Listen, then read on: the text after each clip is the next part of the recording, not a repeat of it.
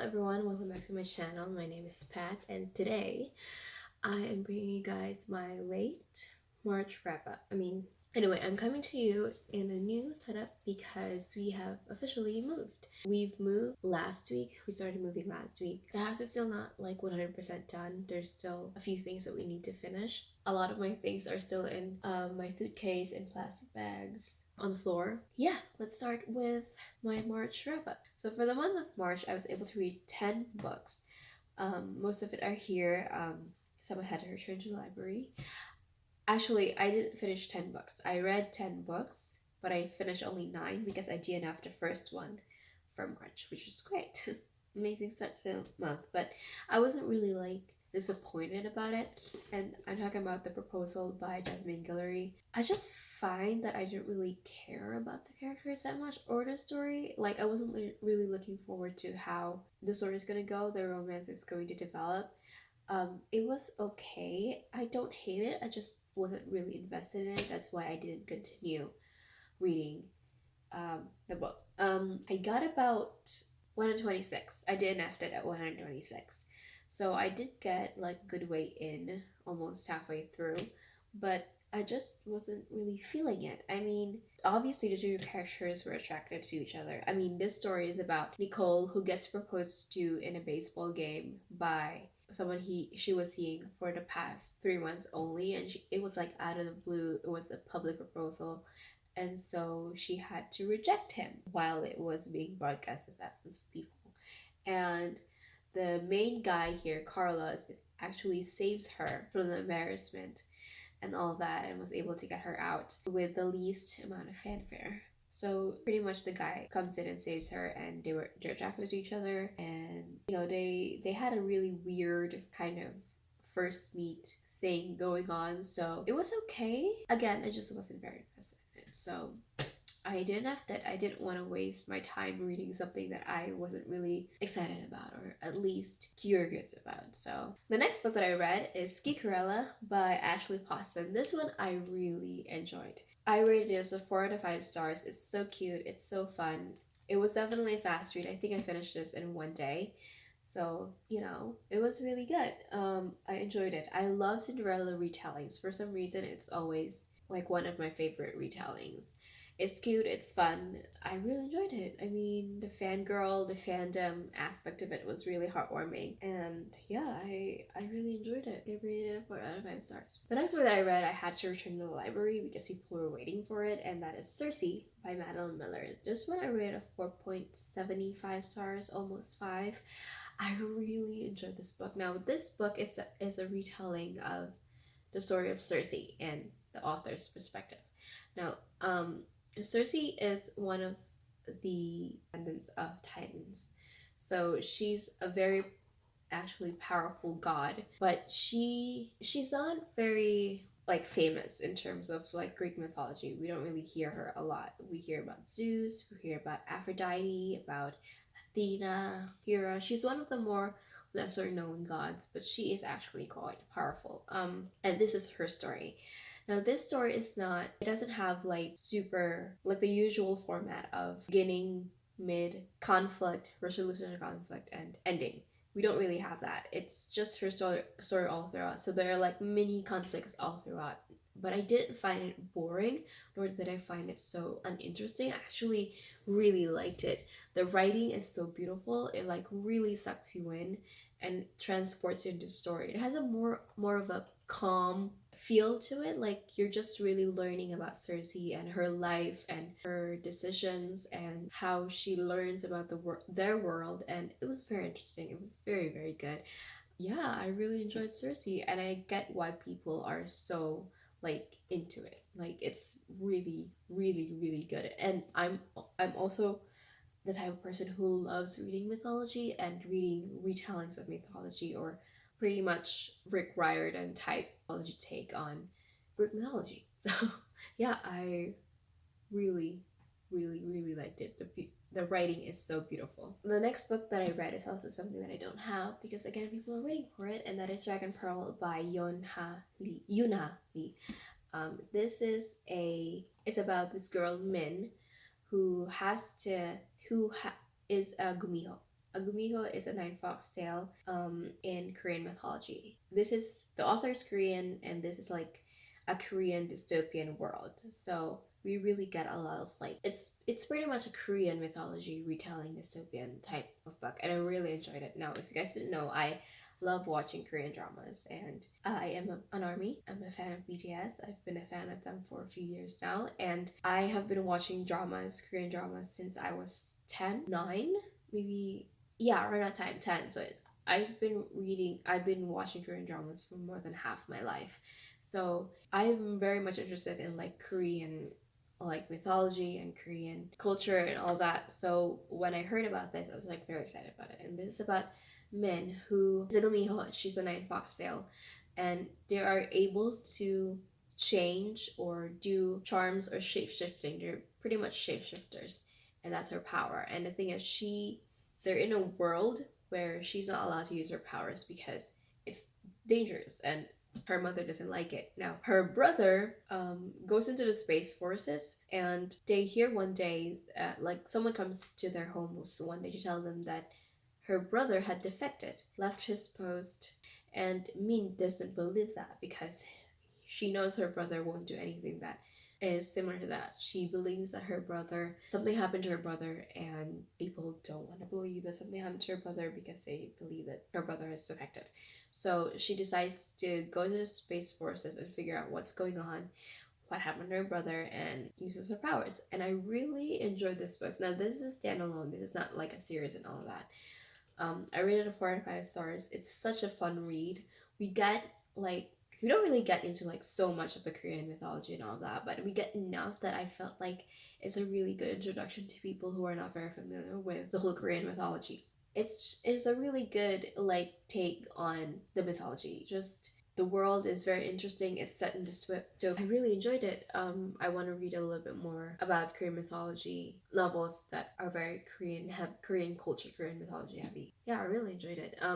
It is middle grade, so I kind of wish that we got more complex stories. Like the world is a little bit more complex than we learned so far. But I don't hate it. I understand that it's middle grade. It can't be overwhelming. For what it is, it's really, really, really good. The next book that I read is The Sun is Also a Star by Nicola Yoon. I rated this a 4.5 out of 5 stars, 4.75. I also really, really enjoyed this. Now, I was very hesitant going into this book because I don't really like insta love, and this is about two people who meet and fall in love in one day, pretty much. So Natasha is from Jamaica. Well, her family's from Jamaica, and she's an illegal immigrant, and she is being deported in 12 hours back to Jamaica. Daniel is an incoming student for a really, like, I think Ivy League. I don't really remember very well now, but he's on his way for an interview to a school that he doesn't really want to go to, but something happened to his brother. His brother got, I think, kicked out of Harvard, and so he has to do something about it and be the guy, because he comes from a Korean family, and when it comes to Korean culture and a lot of Asian cultures, you always need to go to like the best schools. You either need to become a doctor, a lawyer, or somewhere in between, something like with a title, and it's gonna earn you a lot of money. So being a second son, he wasn't supposed to be doing that, but because his brother got kicked out of Harvard, he had to do something about that. So anyway, so they meet and fall in love in one day. I was very hesitant, obviously, because I don't really like insta love, and I don't really like I don't enjoy it. Like I used to when I was younger. I thought it was cute and all that, but now I'm just like, how are you in love with this person you don't even know? But the thing about this is that they really take like the whole day to get to know each other, and I really love that. And the thing about this book is it's not told in one person's perspective, or we're not just following the two people. We're also getting an idea of what the people around them are experiencing, their stories as well, and that makes it like even more full and beautiful, because it's not just their story. It doesn't feel like they're the only two people in the world in this book, in this novel. you really get to see how they're affected by the people around them and how the people around them are affected by them. And it's the little it's we also kind of talk about like the butterfly effect, like how one small action affects a lot of people, and how all these people in this book and the people around them are connected more than just meeting for the first time. So I really enjoyed this book. I definitely liked it more than I thought I would, liked it more than I expected to like it. And yeah, I just really enjoyed this book. It's really beautiful. I actually really like the ending. um, it gives a more grounded and realistic way of meeting someone who you're interested in and who pretty much you fell in love with. And I it's a really realistic ending. Again, they did spend like a good amount of the day getting to know each other and even learning about each other's families and all that and their perspective. And I really like how they're so different from each other, and because of that they get to learn more about how each other is thinking or why they are a certain way, like the way they're brought up. And I really enjoy this book. Yeah, we get to learn about the whole characters as well, all the two characters as well as they get to know each other, and it was really, really, really great. I liked it a lot. So yeah. Next book that I finished is The Geography of Lost Things by Jessica Brody. Now this is about her dad passes away and gives her one of his only prized possessions, which is a 1968 Firebird convertible. She doesn't want to keep it because she doesn't really have a good relationship with her father. Her father pretty much left them, her mom and her, in a lot of debt, and they had to like leave the house that she grew up in, because it's getting taken by the bank and all that. So she's moving and her dad leaves her this car, and she realizes that if she sells this car, she can pretty much buy the house back from the bank, pay the bank back for the house and not leave, and she hates to leave the house. But the thing is, she found a buyer, but the buyer lives in pretty much the other side of where she lives, and she had to pretty much leave with a car, and it's a stick. It's a manual car, and she doesn't know how to drive a manual car, and so she decides to enlist the help of her ex-boyfriend, and they go into this road trip. And yeah, that's the premise of the story. I rated this at 3 out of 5 stars. I liked it. I enjoyed it. I just felt like I didn't really get into the whole story. Like, I wanted to really like it. Like, the premise is fun, it sounds interesting, but I wanted to like the characters a little bit more. I mean, they're fine, but I don't really feel so connected to them. Unlike how I felt with The Sun Is Also a Star characters, with Daniel having had to make a decision that pretty much changes his whole life and affects his whole life, and Natasha being deported back to Jamaica and leaving the life that she knew. I really was very invested in their stories, and I wasn't very invested in their stories. I mean, I would have DNF'd it if I wasn't so curious about how things are going to end, because her ex-boyfriend Nico is trying to also save Ali and trying to help her too. And so he decides to do something in the book. I don't want to spoil it, but he decides to do something in the book that needs to be followed. Like, it's one after the other kind of thing that you need to learn. Like, it's not a one-time thing. It's not like selling the car and getting like a whole bunch of money. It's a slow build-up of earnings, and I really wanted to know how it's going to end, and if they will be able to buy the house, or if they won't be able to. And we also definitely learn throughout the story why they broke up or how it led to that. Like, they haven't been dating that long when they broke up. I think like 3 months, and then they broke up. And it's there's a lot of things that Nico was not telling Ali, so it's that, like, that's how we're told in the beginning. And so we learned about that, and it was okay. I mean, it's fine. It's not like so compelling and like I need to know and all that. It's fine. It's okay. I rated it 3 out of 5 stars. It was a fun read. I find that I really enjoy like road trip kind of stories, because we get to go to different states and learn about the famous places there, especially the food. I love learning about like the famous foods in different places. So I was very interested in that one. I really enjoyed that aspect too. So it was fine. It's okay. The next book that I read, I also don't have with me anymore, is Every Hard Doorway by Shannon McGuire. I rated it a 4 out of 5, 4.5 out of 5 stars. I really enjoyed this book. The writing is so beautiful, and I didn't expect it to be as small as it was. It was only like, what, 170 pages. Not even 200. I also didn't expect the story that I got. Like, I had a different, like, plot, like, thing in my head, but it became a different way. If you guys didn't know, Every Hard Doorway is following this girl who got lost in a world. Like, it's kind of like Alice in Wonderland, but like a little bit more complex. It's not just one world. You do not just go to Wonderland. You go to different places. And the premise in the story is that kids all around the world, a lot of kids, get lost in these different worlds. Yeah, they have different names for each different places. And some people don't go in the same world as others. And they get lost, and that's how like kids it's like how kids get lost and then they get found a few hours later or a few days later and they're fine, all that, and like weird experience of children. But the thing is, when they come back different because the time moves differently in these worlds. And for some of them, they spent like years in there, and when they come back, they're back to how they were when they left.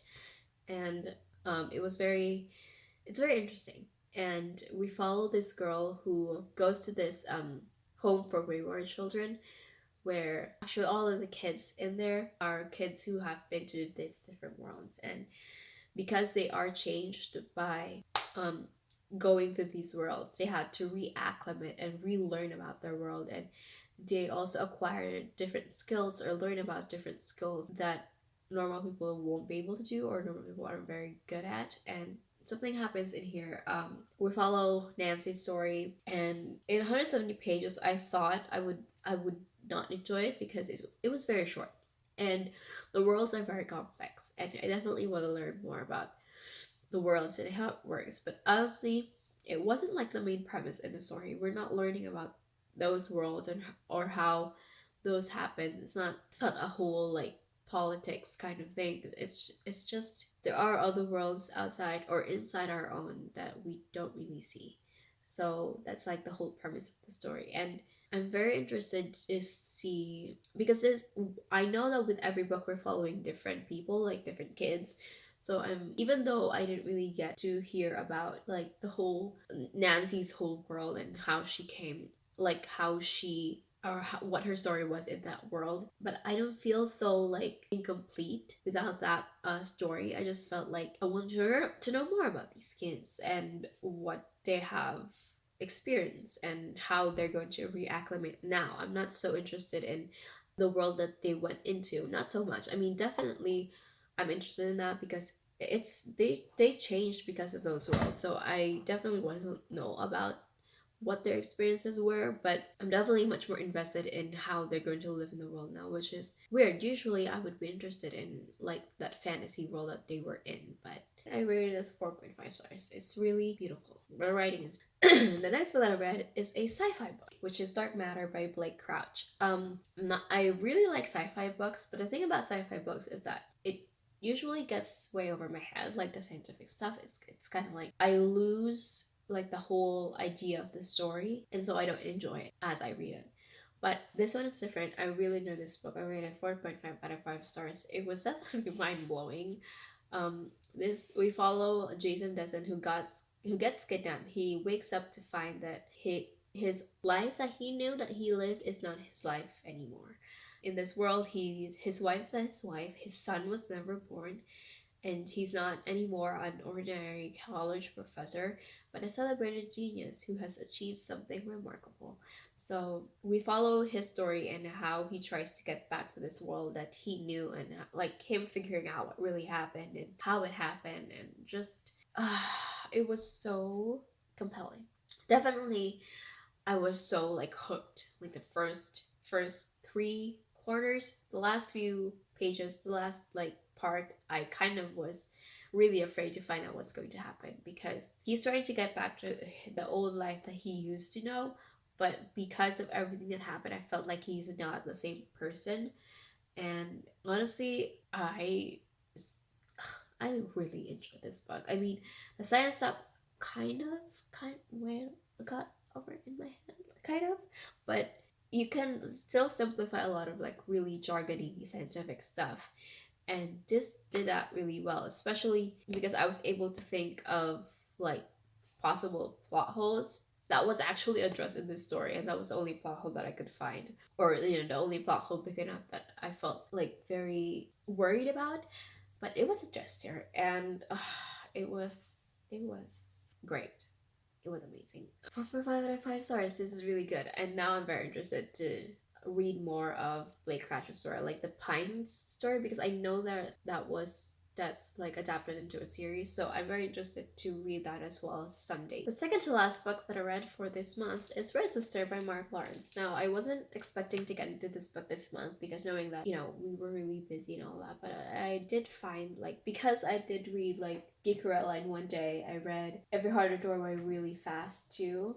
And I think The Sun is also a Star. I was able to read quite a lot this month because the books are like, they read fast, like the last few books I read. And then this one is like 460-70 pages. It was really good. Now, 4.5 stars. Did I say that? At first it was very confusing. Like, the world building is a little like the author is expecting you to know about these things, and I'm kind of just, no, I don't know what's going on. I think that's sort of my fault because I did take a while to read like the first few pages, the first 100 pages where you're just getting to know about the world. I'm kind of not into it, not necessarily because I don't like the book, because I really enjoy this book, but I don't know. I don't know what happened to me, but this is such a dense book. I didn't want to start this, but I had a lot of time before the month ended, so I decided to get into this and read it before I read Daughter Smoke and Bone, because Daughter Smoke and Bone around this time wasn't with me, like it was still being delivered. So I read this book, and it was so good. Like, I immediately had to change my holds for the next few books in my library because I needed to read the next one. It's really really good. It's really good. I really enjoyed this book. We're following.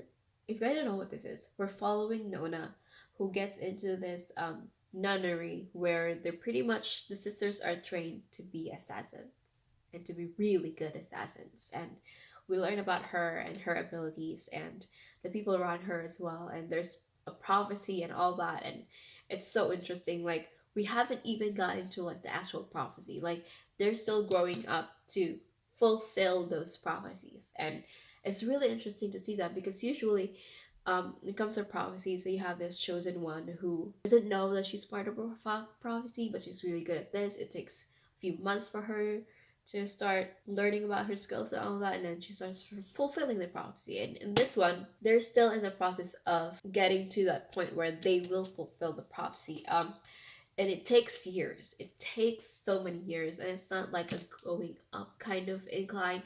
It's up, down, up, down, up, down. In the middle of the book, I thought she was going to die. I thought something was going to happen and she won't be able to like train and be like an assassin for, I don't know, years maybe before she can come back and all that. It was really good. There's a lot more going on in the story than just the prophecy and what's going to happen in the prophecy. We're learning not just about Nona, but also about the people around her, and it was really really good.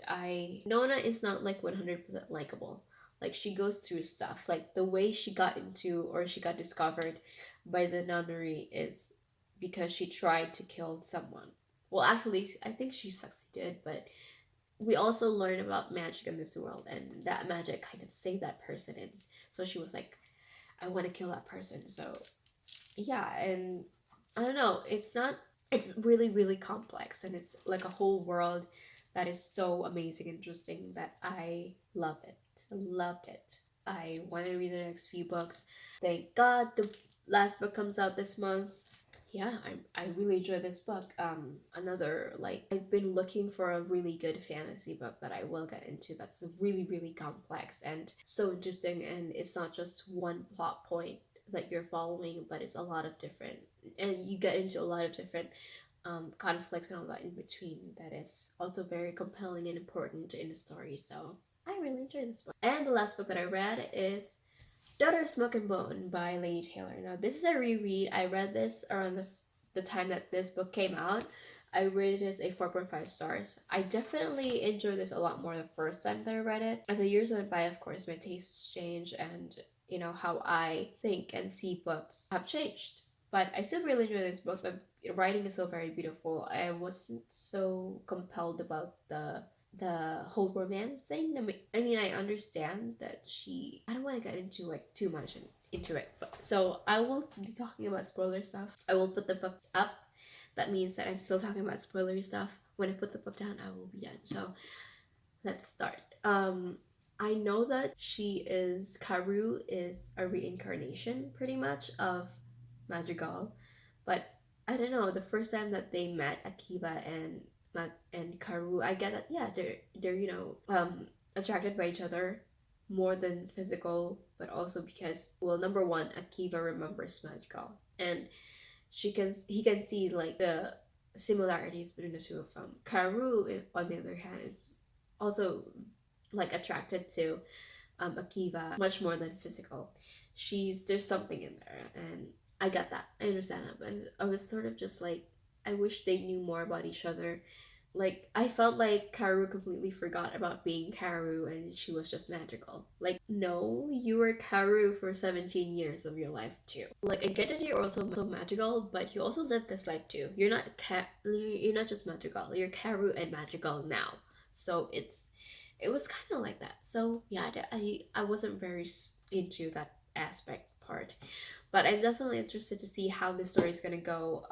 I have the last few books here. I definitely need to get into that, like the next book this month, because I am trying to, well, I want to be part of like the Daughters Macaronia along by the Little Book Owl. I haven't been like looking to Twitter and all that because, as I said, I've been like, it's been a really crazy few weeks.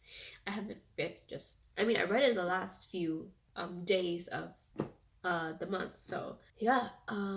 I still really enjoy this. Definitely will be getting to the next few books because I know we're gonna be learning about the world more, because we're still very much stuck in like the world that we know here, and we're only getting like scratches in the surface of the rest, like the magical world, the other world. So yeah, I rated it still 4.5 out of 5 stars. I really enjoyed it. We'll definitely be getting to the next few books. The next book this month, definitely.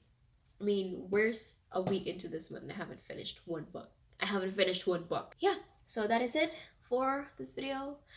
I hope you guys enjoyed it. Thank you so much for watching. I hope you guys enjoyed. Did I say that already? Yeah, if you guys have read some of these books as well, tell me if you guys agree with my opinions and all that, and what do you guys think of the books that I've read, and if you're gonna be picking up any of these books, and if you're reading them now, how you like them so far. So yeah, thank you so much for watching. You can check out some of my other videos right here, and I will see you on my next one. Bye.